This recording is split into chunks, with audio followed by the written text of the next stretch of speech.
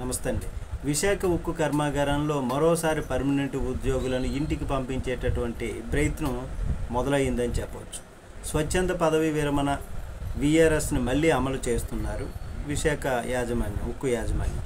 ఇటీవల విఆర్ఎస్ అమలు చేస్తే 1000 మందికి పైగా ఉద్యోగులు స్వచ్ఛందంగా తప్పుకున్నారు.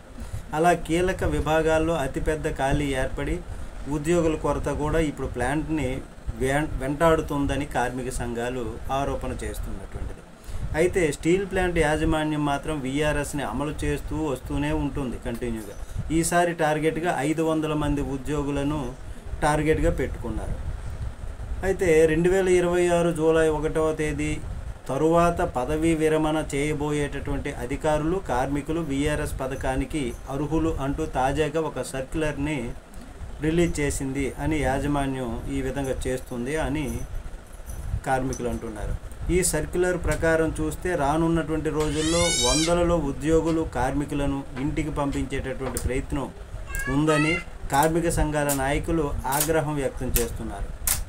మరి స్టీల్ ప్లాంట్లో బ్లాక్ ఫర్నేస్ 3వ దానిని కూడా ప్రారంభిస్తున్నట్లుగా కేంద్ర ఉక్కు శాఖ మంత్రి శ్రీనివాస్ వర్మ చెబుతున్నారు. ఒక పక్క ఉక్కు సామర్థ్యం దీనివల్ల పెరుగుతుందని అంటున్నారు ఆయన.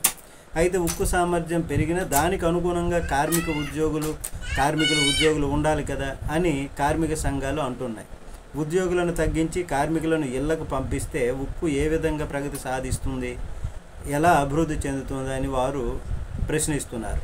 విఆర్ఎస్ పథకాన్ని విరమించుకోవాలని, ఖాళీలు ఉన్నటువంటి వాటిని కొత్తగా నియామకాలు చేపట్టాలని, భర్తీ చేయాలని కార్మిక సంఘాలు డిమాండ్ చేస్తున్నాయి.